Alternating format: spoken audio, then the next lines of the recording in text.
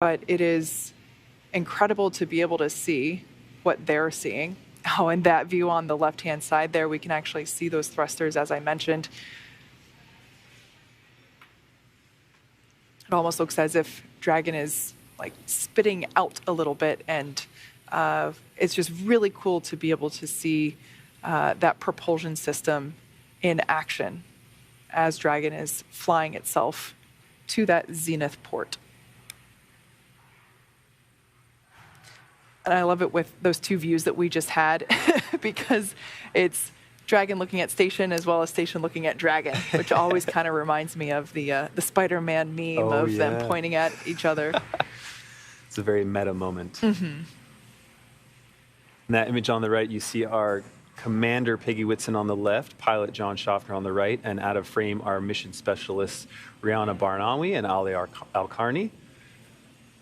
Likely also monitoring all these events. Everyone on board this Dragon is probably very, very anxiously awaiting this moment of docking.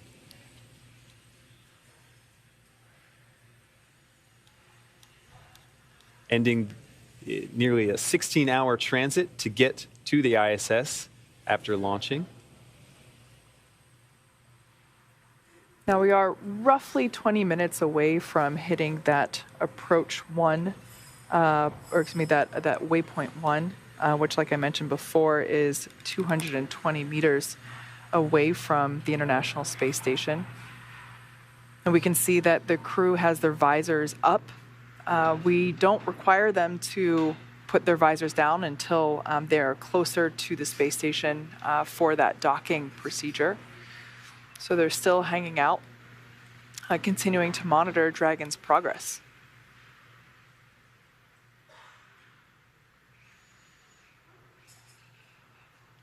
As we said before, once the 4 Axiom 2 crew members get on station, they're going to be there for 8 days, and they're going to be very busy. When you're on station, your schedule is packed with science and research, sleeping. Your sleep periods are scheduled to ensure that everybody's getting appropriate rest, your meal times, and then, of course, you have to build in some exercise time as well. But yeah, the crew will be very busy once they get on station. So these final moments before they actually arrive might actually be very calm and restful because, like we said before, the crew right now, they are monitoring, they are keeping an eye on Dragon systems, and of course keeping in contact with the integrated operations teams from all 3 mission control centers that we mentioned before. Once again, this is a live view of the International Space Station from Dragon. It almost looks fake. It's so clear and beautiful.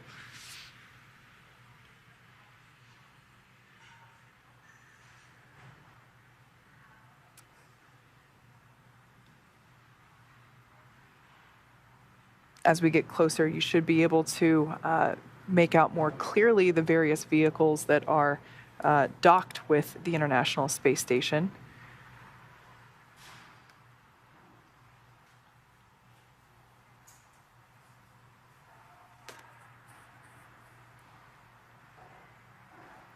Once we get closer, I definitely want to keep an eye on to those various ports. As we mentioned, we did a port relocation maneuver for the Crew 6 capsule. Dragon Station on the Big Loop. C2V2 link reconfiguration complete.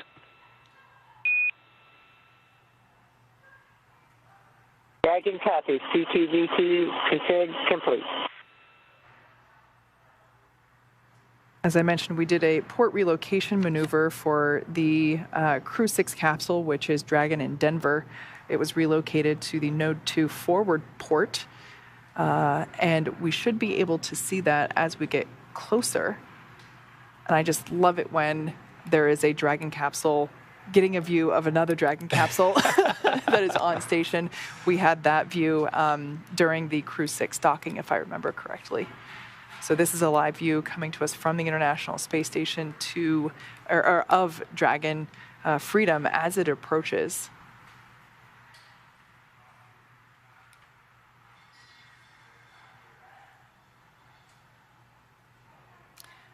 All right. So as we are continuing to get closer to the International Space Station, we are heading towards that waypoint 1. Let's check back in with Leah over at Johnson Space Center to hear how things are continuing to progress with the International Space Station's preparation for Dragon Freedom.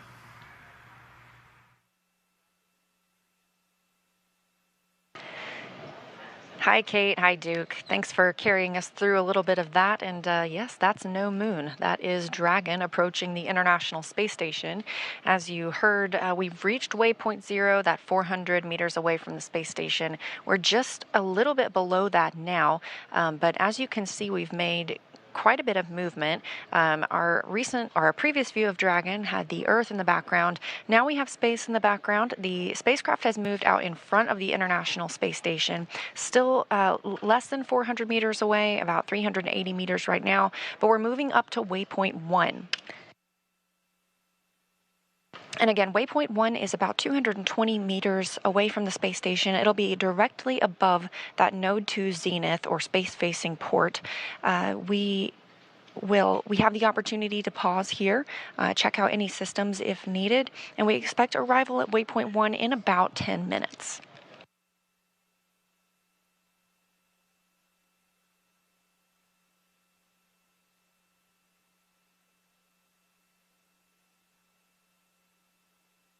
Once Dragon reaches waypoint 1, the next stop is waypoint 2.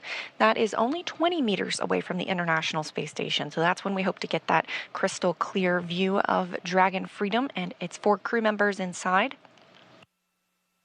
We do conduct a hold at waypoint 2. This is to make sure that we are properly aligned with the docking target on Node 2, also known as Harmony. After reaching waypoint 2, Dragon will slowly but surely move in and dock with that port, conducting a soft capture first before the hooks begin to drive and complete a hard capture. Then it takes about 2 hours until Dragon hatches are ready to be opened and the 4 new crew members make their way aboard the space station.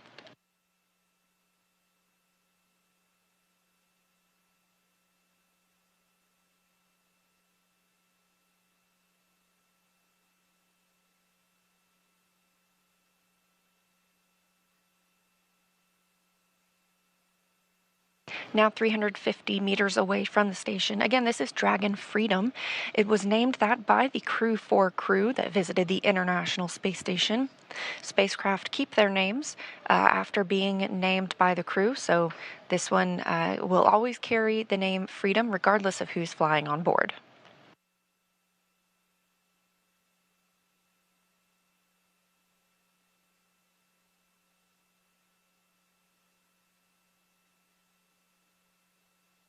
On the International Space Station side, things continue to move smoothly. Again, we have NASA astronaut Woody Hoberg in the cupola along with UAE astronaut Sultan Al-Nayati. They're monitoring Dragon's approach.